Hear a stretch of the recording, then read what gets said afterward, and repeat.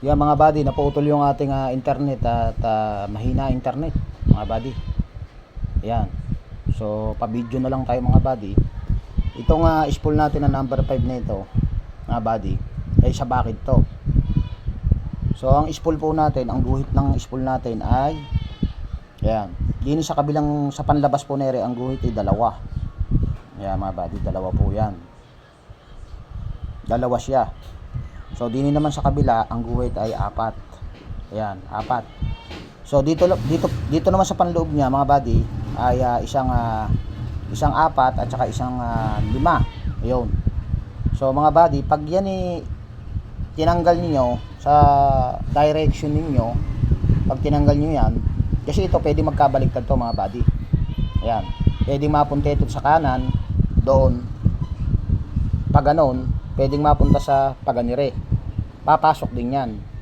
Kaya may tamang direction yan. Kasi pag tumama man kayo ng spool ng kabit ninyo, kung baliktad naman ang direction, magkaka-trouble mga buddy.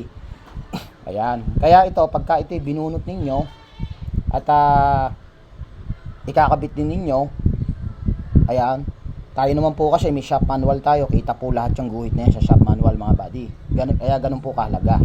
Kaya makikita rin po sa shop manual kung left side siya o kanan.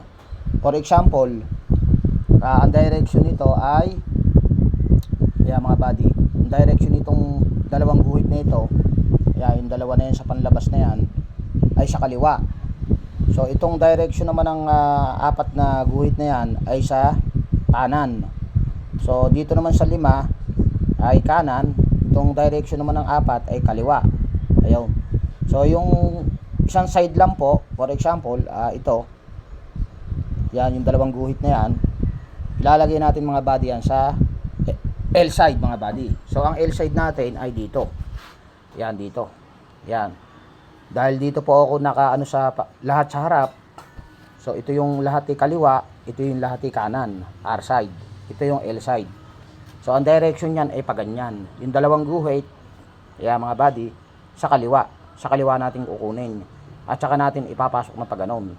So lalagyan muna ng langis yan. Nakaabangan langis natin mga buddy. Ayan. So ichinutsuri lang natin mga buddy na huwag ninyong babaliktarin. Kung ang direction ninyo ay pagtanggal ninyo ay yung dalawa rito na guhit, ayan, ay kaliwa. So dapat huwag niyo babaliktarin. Dapat ganun pa rin na saksak nyo. Kasi pagka ang ginawa nyo ay binaliktad yung paganon, so yung dalawang guhit na yun napunta ngayon sa kanan, yung apat ngayon na guhit na ito, ayan, magkakaroon na ng problema mga buddy. Oil gallery po yan mga buddy. Ayan, may function po yan. So itong number 5 na ito mga buddy, ayan, ang spool po to para sa bakid. So 1, 2, 3. So, 1 attachment, 1, 2, 3, 4, 5. Dito po yan mga buddy. So, lalagyan ng langis yan. Tapos, yung direction na sinasabi ko, yung dalawang guhit na ito, ayan, sa kaliwa. Ayan, parang ganyan mga buddy. Ayan. So, lalagyan pa ng langis to mga buddy. Ayan, para smooth, suwabe tayo mga buddy. Ayan. Ayan. Tapos, pag medyo makunat ng konti, alapan langis yan. Pagka medyo makunat ng konti mga buddy, halimbawa, may langis na yan, tapos medyo makunat, so, hihilamusan lang ng konti yan, ng liha na 1,000. Okay mga buddy? So, ganyan ang direction. Example, yung dalawang guhit. Yan yung tama. So, kailangan, one direction ka lang. Kung left side ka, puro left side ang saksak. Ganoon mga buddy. Huwag bibilingin. Huwag ito, mapupunta sa kabilang side. Yan, para maganyan. Yan. Yung apat na guhit ay mapupunta sa kaliwa. Ayan, magkaka-trouble na po mga buddy. So, tsuri ka lang po yan at ipa-final pa natin mamaya yan, lalagyan ng langis. Ayan, kaya ito, may mga direction. Ayan. Okay. Mga buddy. Yun. Ganun nyo, one direction yung mga buddy. Ayan, kaya lahat ng spool na ito, yan. Yan mga buddy, yung mga spool natin yan, may function po yan. Bawal magbali-baliktad. Ayan. Kung nagkapalit sila dito, o kaya ito naman tama naman din, kaso nagbaliktad ka naman ng posisyon, pero tama yung pinasukan na spool. Yan, nakikita po sa shop manual yun. Ganun po kahalaga ang shop manual mga buddy. Yun. Dahil na double check na po natin yan mga buddy. Kita po sa shop manual yung mga guhit na yan. Yan, lahat yan. Yung oil gallery na yan mga buddy, mga butas-butas na yan, yung biyak-biyak na yan, yan, yung mga biyak na yan.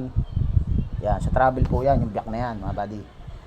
Tapos itong isang to, yung kanina, yung sinabi ko, naputol ang internet, sa boom race to mga buddy. Yan, boom race, joining, discharge, pump discharge. So boom race, dito po nakakabit siya, katabi ng swing. Ito yung sa swing mga buddy. Yan. Yo, mga buddy, dyan yun. Tapos yung sa swing natin, ayan, lalagyan ng langis mamaya, yan, dito yan. So yung direction natin, yan, dito siya mga buddy. Yan, dyan yan. Yo, dyan siya. Yo, yo mga buddy. Yan, ito yung swing natin. Ang direction niya pa ganyan. Yan. Left side. Yo. So yung itsuri natin na isasample natin dito. Ayan, yan yung tinatawag na, ayan. Ito number 10, di ba? Pinasok mo na. Huwag niyong babalik ta rin mga buddy. Yan. Yan. Yan. Pagka mga ganyan mga buddy, nakikabit ng spool na mga ganyan. Ayun o. May marking pa siya na ano rin o. Parang original ng Komatsu talaga o. Yung iba niya may pintura na puti. Yung sa mga 228, sa mga PC200-8. Ayan. Yung mga spool ng mga Komatsu na mga nagawa ko, minsan may mga pintura pa. So pagka ganyan po ang posisyon ng spool, ibig sabihin po niyan, ayan. Basta ang bako hindi pa ginagalaw ang PPC valve, ibig sabihin, hindi pa nag-i-implement. Ang tawag doon mga buddy, naka-neutral position, nakagitna. Ayan. Ngayon, yung takip natin dito, may takip yan dito, may hose dito yan, may hose din dito yan. Yung cover niya rito, yung takip niya ng spool, may hose po na isa riyan dito yan sa kanan, may hose din dito sa kaliwa. So pag pitik ng isa rito, pagka nag-implement ka ng swing, pinagana mo yung PPC ano mo, pilot valve mo, yan, PPC valve, pilot valve, yan.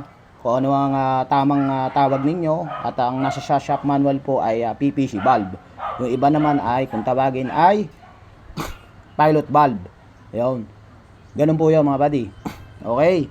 So yung sa pagka magsuswing ka, di syempre suswing kang pa ganun. May iba ko minsan na ang swingi dito sa kaliwa, dito sa kanan. Yung iba naman pag tinulak mong ganun, saka suswing sa kanan, suswing sa kaliwa.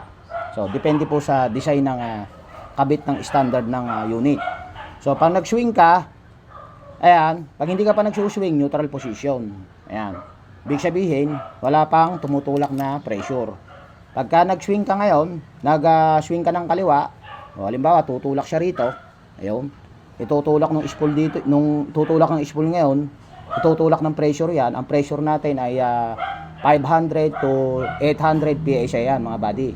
Yan, manggagaling sa taas, dyan sa PPC valve, sa pilot pressure ng PPC valve natin mga buddy, pilot valve. Ayan. So 500 PSI na pressure to 700, 800 tutulak ang pressure. Ayan, pagtulak niyan mga buddy, lalabas na rito pressure mga buddy. Dito, lalabas na yan. Pag lalabas, kung suswing siya sa kaliwa, tapos pagtulak naman ng pressure uli. Ayan, pag ano naman, yung hose na isa rito, isang implement dito, tutulak. Ayan, dito naman lalabas yung isa. Liliko na sa kanan mga buddy. Ayan. Kaya yan, yun lang po trabaho ng spool. Ayan. Neutral position, tapos tulak down, tulak din atras down, abante rin Iyo mga buddy. Ayan. Ganun lang yon. So pressure po isang hose dito, may pressure din dito, may hose din na pilot pressure dito. Pag nakagitna po yan, di ginagalawan joystick, neutral position. Walang implement na gagalaw. Iba namang trouble yung hindi mo pag ginagalaw, gumagalaw na. Ayun mga buddy. Okay? Ayan, yun yung churical mga buddy, na may kasamang actual. Okay mga buddy. Yan, sa swing po to. Yan. Yan mga buddy, na spool. So yung spool naman na to, bunutin natin yung spool uli. Kung naka-encounter kayo ng PW95-2, yan. Yan mga buddy. So ito yung sa attachment. Yung number 2 natin ay ito yung sa 2-piece boom Tapos boom swing, ito yung boom swing natin na spool. Yan, number 3. Tapos itong SP4 natin na ito ay ito yung RH outrigger. Tapos yung 5 natin, yan, ito yung bucket. Yung 6 natin, ito yung arm. Tapos ito yung sa boom, ito yung 7. Ayan, tapos ito yung sa travel, biyak. Ayan, laging yung biyak, always travel yan mga buddy. Tapos ito yung blade natin sa outrigger. Tapos ito yung ating swing. Okay, 10 spool. Ayan, 10 stage. 1, 2, 3, 4, 5, 6, 7, 8, 9, 10. Ayun mga buddy, 10 stage. Then yung top head natin, then bottom. Ayun, ito yung lip check valve, ito yung MRB, lip check valve, MRB. Tapos lahat ng check valve, ito yung check valve ng swing. Tapos check valve niya na lahat yan doon sa lahat ng sinabi kong function. Ayun. Alright, tapos itong mahaba na ito mga buddy, yan, kung tawagin yan, yan yung reducing pressure compensation valve. Sinabi ko na mga buddy yan sa live ko. Okay, tapos yung iba dyan, yung hindi magkakamukha dyan, to magkakamukha. So yung iba dyan hindi magkakamukha, ito yung R5 natin tsaka ito, yan yung spool nya tsaka ito sa reducing nya, yan hindi magkamukha mga buddy. Yan yung R6 at saka R5, yan, ayun o, hindi magkamukha yung mga buddy o. Ayun, siya guhit, dalawa guhit. Ayun, pero pares dalawa butas. Ayun, hindi magkamukha. Tsaka itong isa nya, yung 7 natin ay sa boom. Yung sa 7 natin ay boom, ibig sabihin yan, mahaba naman to. Ayan mga buddy, mahaba. So ito butas. Ayan, mga butas yan. Kasi may mga spool siya. Itong kabila naman, ayan, tsaka may mga spring yan. Ayan. Yan yung kasamahan yan dito sa reducing. Takip niya to mga buddy. So yung spring ng 7 natin, sa boom, matigas, mahaba. Yung sa lahat ng spring nito magkakamukha na yan. Bukod tangi yung 7 sa boom. Okay? Yan. Yung mga spring niya magkakamukha lang lahat yan. Yung R1 mula sa R1 hanggang dito sa R8 magkakamukha. Okay. Tapos ang plug niya, magkaiba rin niya, malalim yung isa, yung R7. Okay mga buddy, kaya kung tawagin lahat yan ay yan yung reducing pressure compensation. So ito naman na wala namang spring na mga plug din na yan. Ayan, magkakamukha yung mga plug na yan. Ayan. Tapos ito naman magkakaiba rin to. Hindi lahat magkakamukha. Kasi mga buddy, yung iba niyan walang guhit. Ayun o, kamukha nito, magkakamukha to. Ayan. Ito, iba ito. Ayan, malayo ang guhit ng isa, malapit ang guhit ng isa. Tapos yun rin namang isang re. Ayan. Ayan. Yung L7 natin, ayan, sa boom, may ano siya, may spring at may butas. Ayun. Okay, sa boom po yan, mga buddy. At iba rin yan. Ayun, siya lang ang may butas. Ayun, lahat yan wala. Oh. Wala lahat yan mga buddy. Ayan. Ayan. Okay. Ayan. Yung isa nakakabit ang mga buddy. Ayun. Ayan. So, kaya hindi magkakamukha mga buddy. Yung L6, L7, L8. Ayan mga buddy. Ayan. Yung. So, walang butas yung iba. Okay, ito lang ang may spring. Yung L7, sa bumpo yan. Tapos ang L8 natin sa travel. Ito sa travel to. Yung sa travel natin, dalawa rin. Kaso mas malayo yung isa. Yung guhit niya magkalayo. Ayun. Okay. So, yung number 2 nito, ito yung sa 2-piece. Boom. Tapos ito yung sa swing natin. Ayan. Sa boom swing. Tapos ito yung 4 natin sa RH outrigger. Tapos itong L5 natin sa bucket. Tapos itong isang to sa arm. Ito yung sa boom, yung may spring. Ayan mga buddy. Ayan. Tapos yung L8 natin, ito yung sa travel mga buddy. Alright, kung tawagin tong lahat naman na ito na L1 to L8 ay flow compensation mga buddy yan, valve. Ayan, dito nakakabit yan. Yung flow natin lahat dito sa kaliwang side. Kaya po ang tatak niyan ay L. Yan, L1 to L8, L9. Dito po yan mga buddy. 1, 2, 3, 4, 5, 6, 7, 8. Tapos yung dito sa 9, ito na yung maliit. Kaso, hindi po siya kung PCSO. Mga buddy, ayun, dito lang siya. Ayan. Fitting lang po yan. Ayan, adapter. Okay. Mga buddy. Klaro. Yun, sana ay nakapagbigay tayo ng isang magandang ano natin sa ating mga kabady. Ayan. Yung flow natin dito sa kaliwa. Ayan. So lahat naman ng ito ang tawag naman dito ay SB, sanction valve mga buddy. Tapos yung lahat ng harap na yan, puro check valve. Okay? Tapos to lip check valve, MRB. Tapos may mga safety valve yan dito. Tapos dito.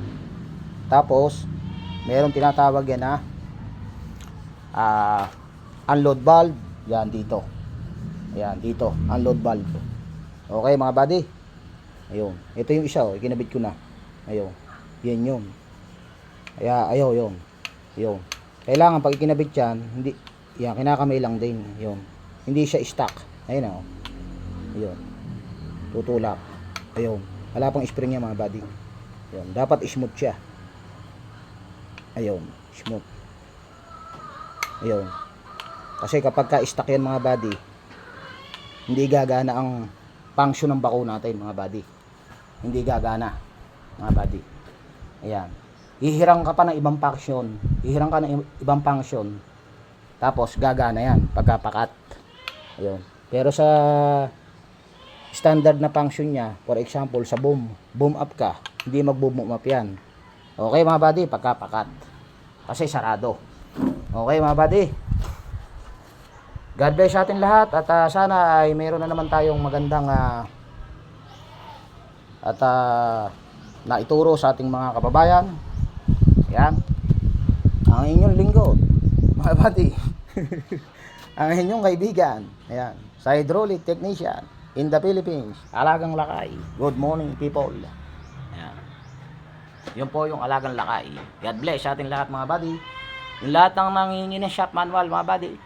Tuloy-tuloy lang tayo sa pagtulong sa ating mga kababayan at pag-share ng mga blessing at mga shop manual sa automotive at heavy equipment mga buddy. Basta maluwag tayo sa oras, walang problema mga buddy. Ayan. God bless sa ating lahat.